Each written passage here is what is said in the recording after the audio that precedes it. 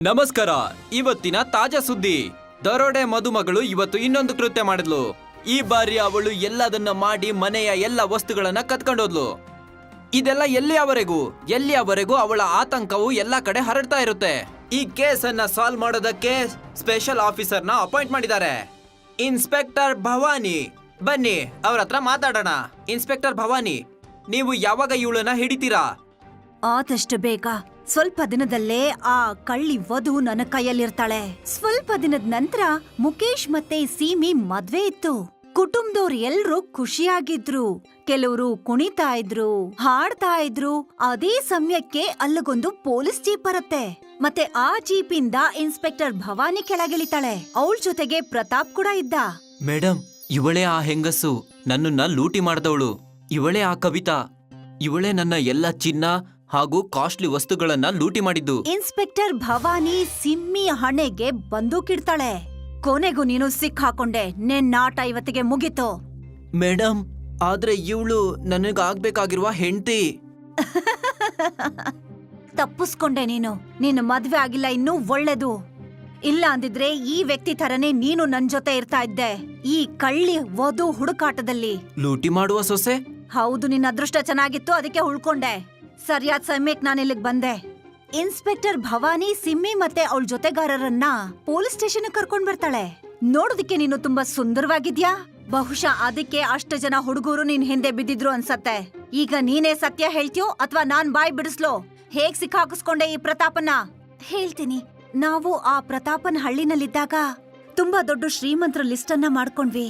ಅದ್ರಲ್ಲಿ ನಾವು ಪ್ರತಾಪನ್ನ ಆಯ್ಕೆ ಮಾಡ್ಕೊಂಡ್ವಿ. ಪ್ರತಾಪೆ ಯಾಕೆ? ಯಾಕಂದ್ರೆ ಅವನು ಸ್ವಲ್ಪ ತುಂಟ ಆಗಿದ್ದ. ಸುಂದರವಾದ ಹುಡ್ಗಿರ್ನ ನೋಡಿ ಅವನು ಸುಲಭವಾಗಿ ಬೀಳ್ತಿದ್ದ. ಆಮೇಲೆ ನಾನು ಅವನನ್ನ ಭೇಟಿ ಮಾಡ್ದೆ. ಹೇಗೆ ನಾವು ಪ್ಲಾನ್ ಮಾಡಿದ್ವೋ ಹಾಗೆ ಅವನಿಗೆ ನನ್ ಮೇಲ್ ಕಣ್ಬಿತ್ತು. ಅವ್ನ್ ಯಾವಾಗ್ಲೂ ನನ್ ಹಿಂದೆ ಸುತ್ತಾಡ್ತಾ ಇದ್ದ. ಮತ್ ನನ್ ಪ್ಲಾನು ಅದೇ ಆಗಿತ್ತು. ತುಂಬಾ ಬುದ್ಧಿವಂತೆ ಕಣೆ ನೀನು. ಸರಿ, ಮುಂದಕ್ಕೆ ಹೇಳು, ಏನಾಯ್ತು? ಮುಂದೆ ಅವನನ್ನ ಒಂದಿನ ದೇವಸ್ಥಾನದಲ್ಲಿ ಮೀಟ್ ಮಾಡ್ದ. ನನ್ ಜೊತೆ ಮಾತಾಡ್ತಿದ್ದ. ಹಾಗೆ ನಿಧಾನವಾಗಿ ನನ್ ಜಾಲದಲ್ಲಿ ಸಿಕ್ಕಾಕೋತಿದ್ದ. ಆಮೇಲೇನಾಯ್ತು? ಆಮೇಲೆ ಒಂದಿನ, ಕವಿತಾ, ನೀನ್ ನನ್ನ ಮದ್ವೆ ಆಗ್ತೀಯಾ? ಹಾ, ಆದ್ರೆ ಏನು? ನಾನ್ ನಿನಗೆ ಮುಂಚೆನೆ ಹೇಳಿದ್ದೆ, ನನ್ ತಂದೆ ಒಬ್ರು ಠಾಕೂರ್ ಅಂತ. ಅವ್ರ ನಮ್ಮ ಮದ್ವೆ ಖಂಡಿತ ಒಪ್ಕೊಳ್ಳೋದಿಲ್ಲ. ಒಂದ್ ವೇಳೆ ನಾನು ನಿನ್ನ ಕುಟುಂಬಕ್ಕೆ ನಿನ್ನನ್ನ ಕೇಳಕ್ ಬಂದ್ರೆ? ಆಮೇಲೆ ನಾವು ಮೀಟ್ ಮಾಡೋದು ಕೂಡ ನಿಂತ್ ಹೋಗತ್ತಷ್ಟೇ. ಮತ್ತೆ ಇವಾಗ ನಾವ್ ಏನ್ ಮಾಡ್ಬೋದು? ಇರೋದ್ ಒಂದೇ ದಾರಿ. ಯಾರಿಗೂ ಗೊತ್ತಾಗ್ದೇ ಇರೋ ಹಾಗೆ ನಾವು ಮದ್ವೆ ಮಾಡ್ಕೋಬೇಕು. ಆಮೇಲೆ ಸ್ವಲ್ಪ ಸಮಯದ ನಂತರ ನಮ್ಮಪ್ಪ ಅವರೇ ಒಪ್ಕೋತಾರೆ. ಹಾ, ಇದು ಸರಿನೇ. ಆಮೇಲೆ ಒಂದಿನ ದೇವಸ್ಥಾನದಲ್ಲಿ ಮದ್ವೆ ಮಾಡ್ಕೊಂಡ್ವಿ. ಪಾಪ ಪ್ರತಾಪ್ ತುಂಬಾ ಖುಷಿಯಾಗಿದ್ದ. ಅವನು ಠಾಕೂರ್ನ ಅಳಿಯ ಆಗ್ತಿದ್ದಾನೆ ಅಂತ. ಮದ್ವೆ ಆದ್ ಮೊದಲನೇ ರಾತ್ರಿನೇ ಮನೇಲಿದ್ದವ್ರನ್ನೆಲ್ರೂ ಮೂರ್ಛೆ ಹೋಗೋ ಹಾಗ್ ಮಾಡ್ದೆ. ಮನೇಲಿದ್ದಂತ ಎಲ್ಲ ಒಡವೆಗಳು ಮತ್ತೆ ಕಾಸ್ಟ್ಲಿ ಐಟಮ್ನ ಕದ್ದು ಅಲ್ಲಿಂದ ಬಂದ್ಬಿಟ್ಟೆ. ತುಂಬಾ ದೊಡ್ಡ ಕುಟುಂಬದಲ್ಲಿ ಹುಟ್ಟಿರೋ ಹಾಗಿದೆ ನೀನು.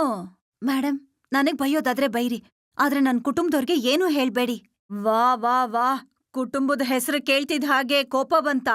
ಹ, ನಿನ್ಗೆ ನಿನ್ನ ನಿಜವಾದ ಹೆಸರೇನು ಅಂತಾನೆ ಗೊತ್ತಿರಲ್ಲ. ನಂಬರ್ 1 ಕಳ್ಳಿ ತಂದು. ನನ್ನ ನಿಜವಾದ ಹೆಸರು ಶ್ರುತಿ. ನನ್ನ ಕುಟುಂಬ ಮರ್ಯಾದಸ್ತ್ರ ಕುಟುಂಬ. ನನ್ ತಂದೆ ತಾಯಿ ಬಡವರಾಗಿದ್ರು, ಆದ್ರೆ ನನ್ನನ್ನ ತುಂಬಾ ಪ್ರೀತಿಸ್ತಾ ಇದ್ರು. ನನ್ ಮದ್ವೆ ಕೂಡ ಫಿಕ್ಸ್ ಆಗಿತ್ತು. ಹೌದಾ? ಹಾಗಾದ್ರೆ ಅಲ್ಲಿಂದಾನೇ ಕಳ್ತನ ಮಾಡೋದಕ್ಕೆ ಶುರು ಮಾಡಿರ್ಬೇಕು ಅನ್ಸತ್ತೆ ನೀನು. ಇಲ್ಲ, ನಮ್ಮ ಅಪ್ಪ ಅಮ್ಮ ನನ್ ಮದ್ವೆಗೋಸ್ಕರ ಹೊಲಾನೇ ಮಾರಿದ್ರು, ಪಿತ್ರಾರ್ಜಿತ. ನನ್ ಕುಟುಂಬದವರು ಖುಷಿಯಾಗಿದ್ರು. ಆದ್ರೆ ಮದ್ವೆಗ್ ಒಂದಿನ ಮುಂಚೆ ಹುಡುಗ ಇನ್ನೊಂದಷ್ಟು ವರದಕ್ಷಿಣೆ ಕೇಳ್ದ. ನಗ್ನಗ್ತಾ ಇದ್ದಂತ ನನ್ನ ಇಡೀ ಕುಟುಂಬ ದುಃಖದಲ್ಲಿ ಮುಳುಗೋಯ್ತು.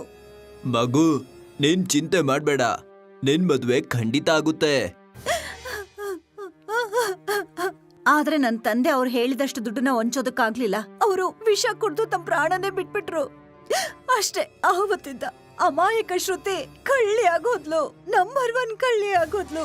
ಹಾಗಾದ್ರೆ ಸೇಟ್ ತೀರ್ಸ್ಕೋಬೇಕು ಅಂತಿದ್ಯಾ? ಕೇವಲ ಆ ವ್ಯಕ್ತಿ ಜೊತೆ ಸೇಟ್ ತೀರ್ಸ್ಕೊಳ್ಳೋದಿಕ್ಕೆ ಅಮಾಯಕರನ್ನ ನೀನ್ ಯಾಕೆ ಲೂಟಿ ಮಾಡ್ತಿದ್ಯಾ? ನಿಮ್ಗೆ ಹುಡುಗರು ಅಮಾಯಕರ ತರ ಕಾಣಿಸ್ತಿದ್ದಾರೆ, ನಾನ್ ಕಾಣಿಸ್ತಾ ಇಲ್ವಾ? ನಾನೇನ್ ತಪ್ಪು ಮಾಡಿದ್ದೆ? ವರದಕ್ಷಿಣೆ ಕಾರಣದಿಂದ ನಮ್ಮಪ್ಪ ಇವತ್ ನನ್ ಜೊತೆಲಿಲ್ಲ, ಅದು ನಿಮಗ್ ಕಾಣಿಸ್ತಿಲ್ವಾ?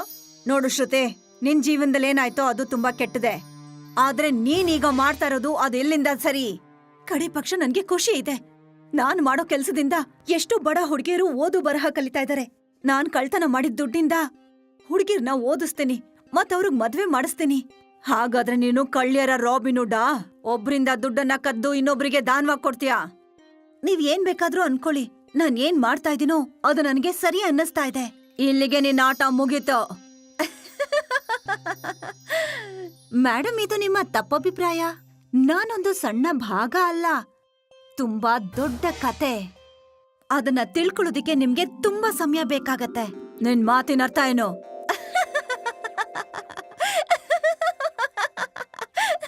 ಶ್ರುತಿ ಜೋರಾಗಿ ನಗ್ತಾ ಇದ್ಲು.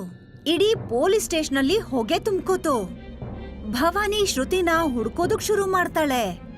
ಶ್ರುತಿ ಶ್ರುತಿ ಆದ್ರೆ ಅಲ್ಲಿಂದ ಹೊಗೆ ಕಮ್ಮಿ ಆದಾಗ ಅಲ್ಲಿ ಶ್ರುತಿನೂ ಇರ್ಲಿಲ್ಲ, ಶ್ರುತಿ ಜೊತೆಲಿದ್ದಂತ ಜೊತೆಗಾರರು. ಓ ನೋ, ತಪ್ಪಿಸ್ಕೊಂಡ್ಬಿಟ್ಲು ಅವಳು. ಶ್ರುತಿ ಜೈಲಿಂದ ತಪ್ಪಿಸ್ಕೊಂಡಿದ್ಲು. ಇನ್ಸ್ಪೆಕ್ಟರ್ ಭವಾನಿ ತುಂಬಾ ಕೋಪದಲ್ಲಿದ್ಲು.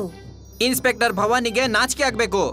ಒಬ್ಳು ದೊಡ್ಡ ಅಪರಾಧಿ, ಲೂಟಿ ಮಾಡುವ ಸೊಸೆ, ಅವರಿಗೆ ಕೈಗೆ ಸಿಕ್ಕಿದ್ರು ಅವಳು ಓಡೋದ್ಲು. ಇದು ಪೂರಾ ಪೊಲೀಸ್ ಡಿಪಾರ್ಟ್ಮೆಂಟಿಗೆ ಒಂದು ನಾಚಿಕೆಯ ವಿಷಯ.